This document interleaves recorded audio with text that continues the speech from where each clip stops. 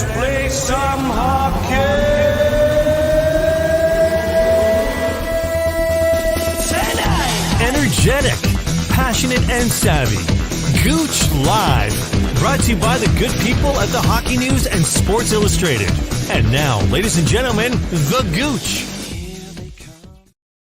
Yes, it is. You are here on another episode of Gouche Live, brought to you by those good people at the Hockey News and, of course, Sports Illustrated. I'm Kerry Goulet. I'm your host for today's show. So I am really excited about bringing up our guest today. He will be Gene Principe, and we're going to be talking about the Edmonton Oilers and all the great moves that they've done. But before that, I'm bringing up our producer, Jordan LaRoche. Hey, Gouche. I am fantastic. Thank you for asking. You didn't ask. I'm doing great. Hey, listen, we got a great guest. We stole him. Gene Principe got him off the golf course where the Edmonton Oilers were a lot earlier than to be expected. So we'll get into what's going on in Oiler land right now. But let's talk about the National Hockey League and some of the things that have gone on. I know the Hyman story. We'll bring that up with Gino. But let's talk about other things that have gone on that I think are pretty exciting. First off, let's go to... Oh, yeah. So I think probably one of the biggest news, some of the biggest news from last night was Zach Werenski. He signed a $9.583 million extension to stay in Columbus, which makes him the third or fourth highest paid D-man in the league. What do you think about that, Gooch? I didn't even know who he is.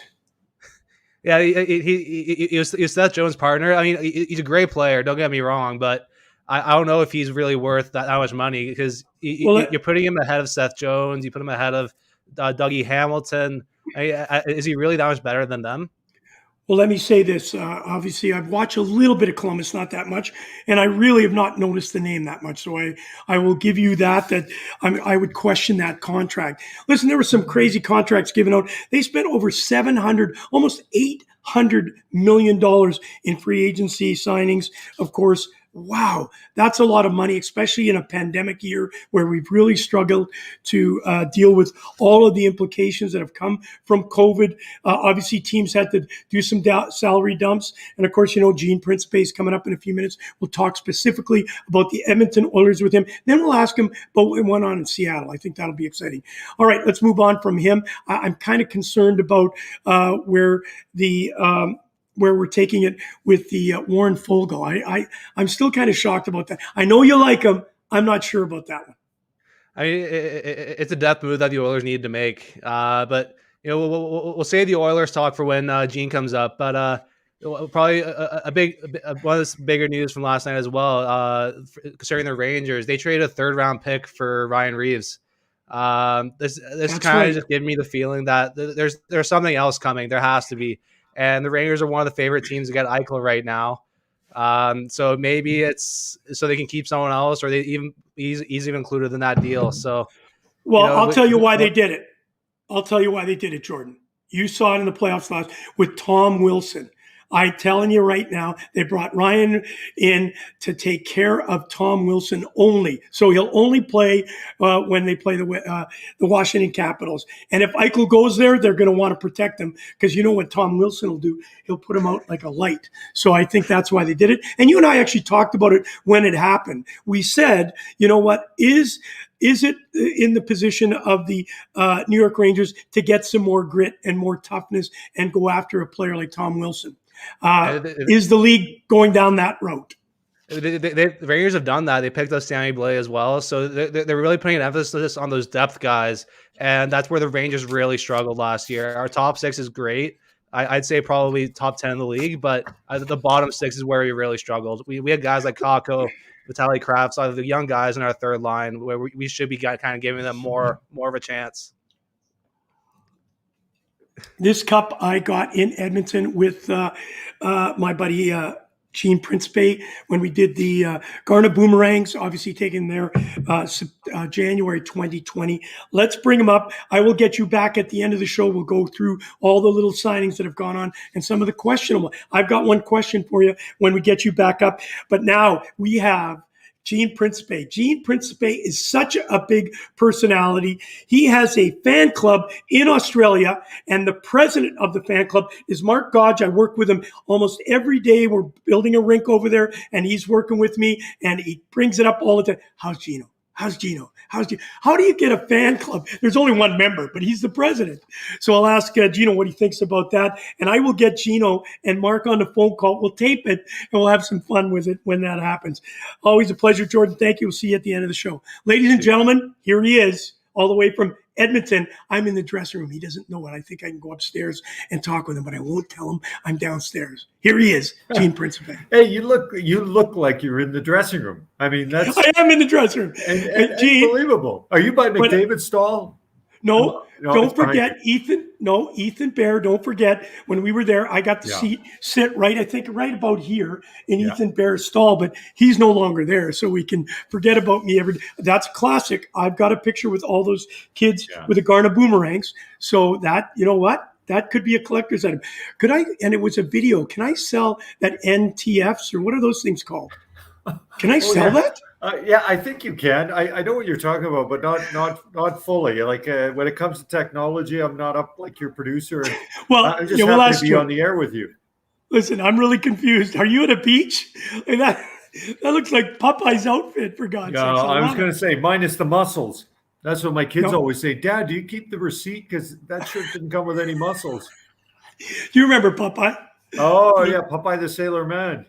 Yeah, Pluto absolutely. did it. Olive oil. Pluto did it. Pluto did it. All right, let's get right into it. I'm gonna hit you with some stuff. It's all about the Edmonton Oilers. Tyson Barrie, good signing, not a good signing. Good signing. It's amazing. I don't even think Gouche got one vote for the Norris Trophy, and yet he led the NHL in scoring for Blue Liners.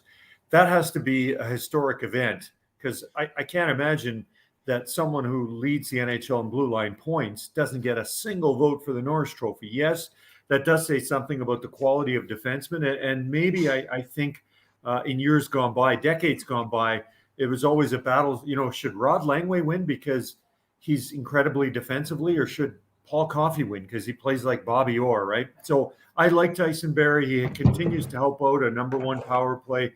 He puts up points.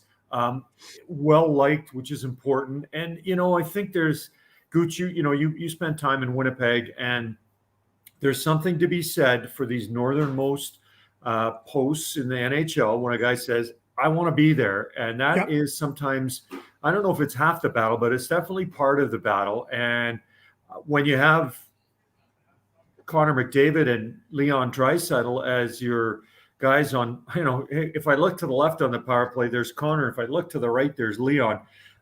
I mean, he's played with Matthews and Marner. He's played with McKinnon and Rantanen and Landeskog. I mean, basically, if it goes anywhere else, the talent level would be a bit lower when it comes to the high end. So it's a great move for him, and I think for the team. I don't know which way you'll look on that power play, but you'll see Hyman, and we'll talk about that in just 1 second. Brad Barco is saying, hello, Gino, one of my buddies. Brad's been on the show. He does a show called The Journey with Paul Rosen. Hey, listen, I want to just go through some of the players as we have already started. Yeah. Cody Ceci, are you comfortable with that? $3.5 million, 4 years. Tyson Barrie's only 4.5. I'm liking this. Yeah, I agree. I like Cody. To be honest with you, he's a little younger than I thought just because he's been around for so long. I didn't realize he's 27. And, Ken Holland said it. He goes, if you're looking for that kind of defenseman in that age bracket, you're paying 4 years, maybe instead of 3 in term, and you're paying in the 3 to 4s instead of maybe what people might go, what? You got to pay that much for a defensive defenseman? But they were going to pay Larson 4 times 4. Or maybe even longer. Now, I'm not saying Ceci's Larson or Larson is Ceci, but they had a hole. And I think, that was the domino. That was the start of the domino effect that ended up seeing Ethan Bear get traded. I think if Larson stays, that Bear might, I think he stays on that third pairing, and Tyson Barrie, maybe he comes back, maybe not, hard to say, but that was the start of it. And, like Jordan was saying, he's big on Fogle. You're a little less big on Fogle, but it's what Ken Holland needed. And so I think you go out and get it. with the expectation it's going to fill the need. All right. So what does that mean with Kaylor Yamamoto? Yeah, I he- think. Yeah, I think he, I would say this. So here's your top six: McDavid, Draisaitl, Nugent Hopkins, Hyman, for sure. Then you've got likely Puljujarvi, he's in there, and likely Yamamoto. So I think that's your top six. But I think what you're going to end up having is those pairings, right? Like so many coaches say, I'd love to have a fantastic line, but I'd be happy to have a great duo and then add that third person. Zach Cassian's another guy. Zach, it wasn't that long ago, was playing shotgun there right beside McDavid. So I wouldn't count him out either as a possibility in the top six. But it gives the Oilers option, and they've checked off one more spot. And, Zach Hyman comes as highly recommended, I think, as anybody can. And so it's a great fit for him and for the team. All right, listen, Brad's coming up and saying, so happy to see my bud Tyson back with the Oilers. He's also saying it's Brady Leavold. You know him, obviously. Gene, what a legend. Well, let's stay on Hyman then for a few seconds. 7 years, $5.5 million. Yeah. The Leafs couldn't keep him. There's just no way. I think he's going to be sorely missed. I said it. Jordan can go back and roll the film. I said that I was more impressed and felt that he was more important on this team back when the season started this year than Marner. And everybody kind of laughed and joked at it. I know, hey, people are going to say, wow, you're crazy. I just think he's one of those gritty guys. He's the glue that keeps everything together. And I just think they're going to be missing him sorely. And he's going to do a fantastic job in Edmonton. Your thoughts? Yeah, I agree. And I mean, when I think of Zach Hyman, I think kind of like a Ryan Smith. And listen, Ryan is legendary around here. People still love him. And I'm not saying that Zach's going to necessarily reach that level of worship. But the thing is, that's kind of how, dogged determination, does not quit, will not quit.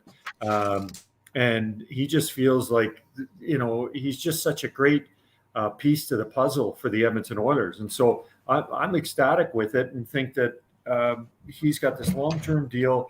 He keeps himself in great shape. He's already training with McDavid and Nurse, and so is Warren Fogle, in fact. So I like that. It's about building some chemistry, but I think that he can play pretty much anywhere and it'll work. Hey, listen, Jordan's helped me out. It's called an NFT. So we're going to try and sell them. I'm not sure how much we can get for that. Me sitting in Ethan Bears, it's legendary. You won't get another chance to see that. Hey, listen, I'd be remiss if we didn't go to the goaltending situation. Yeah. Mike Smith signed $4.4 million for 2 years. Re-signing. He's 39 years old. You got to admit, for me, it was a big surprise. I'm not sure it is for you. What are they going to do without, obviously, a secondary backup right at this moment? Love to hear your thoughts first on the signing, and what are they going to do with a backup? Well, I really like the signing. I mean, Mike came in here, and he'll be 40, and I think March 22nd or something. And he always he doesn't like talking about his age, but people always bring it up. But I mean, listen, if you see this guy, he's built like he could be at the Olympics in, I don't know, beach volleyball or swimming or take your pick. I mean, he's built like a 29-year-old, not a 39-year-old. He is committed to the game. He is fiery. He is what I'm not sure a lot of goalies aren't leaders, but they just don't necessarily come out of their shell, for lack of a better term. But Mike is, front and center, even though he's the goaltender and has to wear a mask. I mean, he is one of the big leaders of the Edmonton Oilers. So I have no problem with the money given and the term given. And I know Ken Holland gets a fair amount of grief about goaltending. But one thing he pointed out is like, it's not like I don't have a second goaltender. So people are like, why don't you sign this guy or you trade or, whatever. He's like, well, I have a second goalie already. So that's a situation that would have to be resolved before I would go out and get another one. And, I feel a little bit bad for Mikko Koskinen because he didn't play in the playoffs. So he has got nothing to do with that. He had a good regular season. He had a couple of games. There was one against Vancouver that was really difficult. If I remember correctly, it was like, it might have been 4 goals on 4 shots or something like that. And you could just see him. This guy's a calm guy, and he snapped his stick. He was so upset at himself. But he's got 1 year left on his deal, and people, okay, great. Let's, hey, I got a girlfriend. I broke up with my girlfriend. Okay, well, did you find somebody better like before, or are you going to start looking now? So for Ken Holland, I think he felt like there were other needs for him to solidify before he not worried, but made a move towards a goal. I got 2 goalies. I just leave that alone for now. My cupboard is a little more bare on defense for right shot defensemen who are defensive minded. It's a little more bare for big wingers who can play top 6, top 9. I need a third line center. I'm going to go out and get him. Okay, great. Now we'll see what happens with the goaltending. It may or may not change, but listen, Ken Holland, if he's not comfortable with his goaltending, he's going to do everything he can to change it. He's not just going to let it sit and lie. So if he does something, then that's our answer as to how he feels about it. But let me ask you this question. Of course, you saw the playoffs. You saw the Edmonton Oilers get swept by our Winnipeg Jets. Certainly what I... Sorry. Okay. But, and one of the reason why I'm saying that, there's a reason and a purpose for it, because you're in the press box a lot, I would say, in the Edmonton Oilers beautiful arena that's got marble and beautiful leather seats. Just want to remind you that in Toronto, the press is really hard on this team, right? You know that. But I don't think it's that far off in Edmonton. If you're not winning, and especially now what's going on over the last year and what's went on in the playoffs, there's going to be more added pressure. So I think with goaltending, we must admit, goaltending was a little bit suspect in the playoffs against the Winnipeg Jets, and the 2 guys are there. So yes, he didn't go out and sign somebody yet, but he's obviously, they had really good shot at going after Darcy Kemper, which we know he ended up in Colorado. Talk to me about the pressure that's in Edmonton for these guys to get out of the chute, not tear it up throughout the whole regular season, score hundreds of points, but they have to go farther in the playoffs and at least make a Stanley Cup final with the team they have, and goaltending is going to play a role. What you just said is exactly what's being said in that room that you're in right now, and will be said from September to October to November, December, January, February, March, April, hopefully May and June. You nailed it, Gouche. I mean, I think when the kids, Connor came into the fold, and then Leon came in and started developing like he has. I remember Peter Chiarelli, the late general manager, or former general manager, better put, not late. He said, when you have Connor McDavid, there's pressure to make the playoffs minimum. Like if you don't make the playoffs with, I'm going to say, the best player of the game, then you got a problem. Well, that was 3-4 years ago. So now you've got him and you've got Leon. You got the number 1 and 2 scorers, and you can argue whether they're 1 and 2 players. Listen, Ovechkin's a great player. Crosby's great. Matthews, wonderful goal scorer. But whatever, they're up there, right? So now I think the pressure has shifted from got to make the playoffs to got to make the playoffs and what? Get to the second round, get to the third round, win a Stanley Cup. I mean, these guys are now, Connor will be 25 this January. And Leon's he's old. A year older. Yeah, ancient. I'm surprised he can still skate. Next. They're right in their prime. And so they do have to get something done. And I think that's part of the reason now that Ken Holland is kind of, he knew exactly what was going on in Detroit. He comes to Edmonton, first organization he's worked in other than Detroit for like 30 years. So, and then you throw in COVID and pandemic and bubble hockey. It's kind of like, he had to get his bearings. He's got them. And I think that's why he had such a busy Wednesday, because I think he understands what needs to be done and how he feels it has to be done. These guys are committed. Those 2 guys at the end of the season, like they really feel like they have something here, but they want to turn it into something. So we'll see how these moves help. We'll also see what other moves, whether it be before the season or as the season continues. And, when it comes to goaltending, he'll go, unless something changes, he'll go with those 2 and see what happens. But you can bet he will give up pretty much whatever he has to if he feels like he doesn't have the right combo. Darcy Kemper, yeah, for sure. Colorado gave up a lot to get him. But I guess at this point, Edmonton didn't feel like that was worth the return for, I think Kemper's only got 1 more year left in his deal. So I'm gonna kind of pass it over to Ken Holland and say, guy knows what he's doing. So I believe in him. Colorado need to make that move. They didn't have a goaltender. I know. They were Well, in a you're little right. bit of Yeah, trouble with absolutely. Grubauer Yeah. going, so they had to Yeah. give up. Right. 1 year, 4.5. Listen, it's hot in this dressing room, and the reason why it's hot in this dressing room, not all the questions are answered yet. So, final question to you about the Edmonton Oilers before we move on to the Seattle and what you think about the Kraken. Tell me, is Holland done before he gets to training camp? Do you think there are any deals looming that maybe sounds interesting? Because Kenny Holland doesn't sit on his laurels. He will make a deal, as you mentioned. Do you think anything's going to happen, or are we kind of done for the next month or so until he sees how it all plays itself out? Yeah, it's a great question. He kind of alluded to it in his post free agency availability, and I read between the lines. I think that he's going to look to do something, because I just got the sense that he's not an itchy trigger finger, but I think he's kind of got the sense that, like, maybe I could do one more thing here. I don't know what that would be. They've added 2 forwards. They've added, well, 3, between Hyman, Fogle, and Derek Ryan.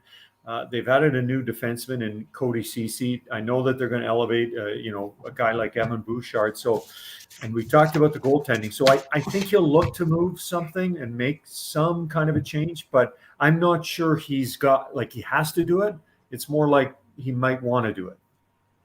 Are you happy with Hyman? Do you think that deal is going to fit in? Yeah. I know I've asked you that. Okay, Yeah. good. All right, let's move on. Let's move on to Seattle. Obviously, you're watching Gouche Live here, brought to you by the good people at the Hockey News. And I see you're drinking one of those Buble drinks. Yeah, Michael Bublé. Oh, I thought it was a bubbly. Oh, is it a bubbly or a bubbly? Those are great. It's called bubbly. It's a great. Let's see if we can get him on your show. Let's do it. Let's do it. We have him and Justin Bieber and Gene Principe. I'm sure we'll get a few more. I'm sure we'll get a few more fan members in our Gene Principe. How do you feel about that? You actually do. This is not a joke. Mark. We got to get together with Mark. Okay, he is truly a Gene fantastic. Principe. He watches everything on internet, so he just loves you. Listen, let's go to the Kraken. Did they do a Kraken of a job? Yes. I know. I had to throw it out there. Hey, I got to laugh. I love it. All right, break it down. I'll give you 1 minute to give me the real quick Coles Notes version, and then I got a couple questions for you. The Kraken, good or bad? Yeah, I think good. I think that they have had the most pressure in the history of expansion franchises, maybe in any sport ever, when Vegas comes in and nearly wins the Stanley Cup in their first year, and then follow that up by being, they're virtually a powerhouse. I like what Ron Francis did. It always amazes me at the end of it, once they've done all their picking, I'm like, that's a really good team of quote unquote extras. But you see what's changed, Gouche, in the past, expansion franchises, they literally got, I don't want to say the scrap heap of players, but is Mark Giordano a scrap heap? No, I don't think so. Is Jordan Eberle a scrap heap player? No. And they got a bunch of players that are not scrap heap players that are just sort of discarded and nobody wants them. So, okay, I'll take them. So that's, I think, what's changed, and I think that's great. Like, I'm not saying that they should have the best team, but when you pay $500 million for Vegas and I think $650 for Seattle, you need to get something. You can't just get the 7th defenseman and the 13th forward on these other NHL teams. So I think Ron Francis did great. He's got 2 expensive goalies in Drieger and Grubauer. I don't know if he'll keep both. That's pretty expensive to have like a $3.5 million backup when your starter's already making about $6 million. So I'm curious to see. I thought at that point he may as well have taken Carey Price and then sign some $750,000 goalie. But I like what Seattle did. All right, listen, I want to get you back in a couple of weeks. I know you got to get going. I love talking. You know what? The next time, in a couple of weeks, I won't tell Mark. I'll bring him on and just we'll surprise him. So book it around 2 weeks. Final part, because I know you got to get going. One of the nice players that I really liked, he came on our Australian tour. He got hurt right off the bat, was Colin Blackwell. And I know Jordan is a huge New York Ranger fan. And this kid has really turned it up. And you said a lot of the Kraken, a lot of people, they got Yanni Gourde out of Tampa. So they've got not only, and Jaden Schwartz. I like that signing. Deal, Yeah. you talked about Giordano, but taking Adam Larson, and you know Adam that name Larson, very well. yeah. That's a heck of a defenseman. And then Jamie Alexiak also. I'm a fan of him out of the Dallas. This is a good team. That's a good. I know, like that's what I mean. It wasn't like the old days where you would, the current NHL owners would, you have this guy, that guy. This is a really good team, and I tell you what, Larson is a big loss for the Edmonton Oilers. I think that really kind of, I don't know if it changed their thinking, but it forced them to think like, okay, what are we doing now? What is our plan? And they had a really they had to good get one, Barry. They had to get Barry done. That's right. They had to get Barry. Then they got CC. CC himself said that when he heard that, when Larson went to Seattle, he's like, you better give Edmonton a call to his agent because that's a good fit for me, and turned out to be the case. So I think Seattle's going to be great. And I've only been to the Seattle airport. I've never been sort of in it's Seattle. Fantastic city. People speak glowingly, and I certainly watch the Blue Jays when they're down there, and you see all the Canadians that support them. So yeah, I look forward to it. I'm a soccer guy. I like the soccer stadium they have, and there's baseball. I mean, there's tons. It's a wonderful city.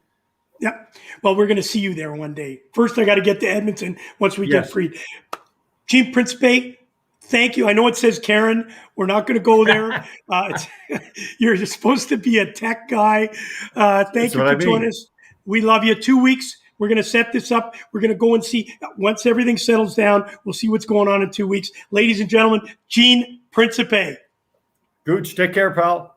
Hey, enjoy the beach and that buble. Hey, I love that guy. I could tell you stories. We had so much fun golf tournament with Keith Kachuk for my buddy Robert Velfor.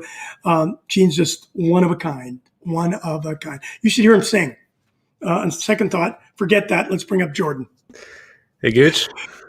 How good is he? He's cool, dude. He's got, I don't know what you call it, like, I don't know, a swimming outfit on or something. I should have got him to stand up and see if he was in a Speedo. He's just living his best life. I mean, I wish I could be in a sweatshirt and a sleeveless all day. There's no code here, apparel. You can wear whatever you want, but I would not wear that. I don't think you could pull that off. Thanks. Thanks to the vote of confidence. All right, let's get into it. We only got a few minutes. I do want to touch upon a couple of things that you've pointed out here. One of the things that is really surprising to me right at this moment, the situation with Perreault. I know Winnipeg was not really excited about Perreault. He's only 1 year at $950,000. Montreal needed that type of player to make up maybe for Corey Perry leaving, which I found really interesting. But then again, Montreal also got Mike Hoffman, which I really, really like that deal. But Matthew Perreault out of Winnipeg surprised me. I thought they would keep him. I know Eric Matthews, not a big fan. Are you a Matthew Perreault fan? Do you like him at all? I haven't seen a ton of Jets games, so I can't speak too much on him. But I do like the move from Montreal. I mean, it just kind of bolsters the lineup, especially now that Corey Perry's gone and Shea Weber might not be coming back. They get another gritty guy who can throw the body around a little bit. So I do like that move quite a bit. Okay, talk to me, obviously, about David Krejci in Boston. I'm surprised that he's going back and playing in Czech. There must be I know he's an older player, but still very serviceable. Didn't have the greatest year this year, but he's a solid player. Why has this happened? I think he's kind of got to the end of his road. I mean, he released a long statement today. I saw that. And, I think he's just ready to go home. He kind of spoke about his first time being in North America, coming to Boston, being so far away from the Czech Republic. I think he misses being there. So, and a part of that does play into it. We saw guys like Pavel Datsyuk went back to KHL. There's a few other guys that have gone back to their home countries just to finish out their career there. And, why not? I agree. They'll make more over there. Yeah, and I agree. And they can probably get a couple more years longer playing, of course, because the physicality is not what it is here in North America, nor is the duration of games. And as you say, they can make more money in the long run. Any surprises the last couple of days that you've seen? I know you've thrown up a bunch of stuff here. I know we already talked about Zach Werenski, that massive contract over Dougie Hamilton. I'm still kind of in shock thinking about that, but he's the third or fourth highest paid defenseman. Is there anything else out there that you're just saying, wow, Gooch, that's whacked? I think we're still just waiting on Jack Eichel. People have said it's supposed to happen over the past 2 weeks now, but I think especially now that the Rangers made the trade for Ryan Reeves, a lot of people are saying that is kind of a back off message for Vegas because they were one of the other teams that was looking into it. So they kind of just do that to pay them off, kind of stay out of it. And the Rangers are going to go all in. There's a couple smaller guys like Braden Schneider, Zach Jones, Vitaly Kravtsov that they're kind of looking at, and it'll come down to who the Rangers are willing to give up. Well, I'll tell you what, Matthew Meisner is not on the program today. I don't know what's wrong with him. Obviously, we want to talk a little bit about the Buffalo Sabres. You're still thinking that Jack Eichel will leave Buffalo and end up at the Rangers. How long can I wait till you finally stop talking about that deal? Somebody sign Eichel. Hurry up. I'm tired of it. I'll tell you what, Buffalo is still a train wreck. Get out of there as soon as you can. Hey, listen, Jordan, I can't thank you enough being the producer. You do a fantastic job. You make me look good. You get all the facts up there quickly for me. Sometimes I don't understand what the heck I'm talking about because I thought it was NTF and you got me set. It's an NFT. I'm going to show you that film and we're going to put it up live. Let's see if we can raise $1 with it. I'm sure there's a way to do it. There has to be. Well, yeah, because you're going to vote. You're going to pay for it. All right, buddy. Thank you. We'll see you tomorrow. Don't forget, we're on the Rosen Report, the roundtable. Paul will be back. He's been laid up a little bit, but he will be back with us because we put together Gouche Live, the Rosen Report, and, of course, Talking with Taylor. And we'll be here tomorrow at noon talking all about the NHL and what's going on this last week. All right, guys. Thank you for joining Gouche Live. I'm Kerry Goulet. Looking forward to seeing you tomorrow. You've been seeing this all through our good friends at the Hockey News and, of course, Sports Illustrated. You've been listening to Gouche Live with your host, Kerry Goulet, better known as The Gouche, brought to you by the Hockey News and Sports Illustrated.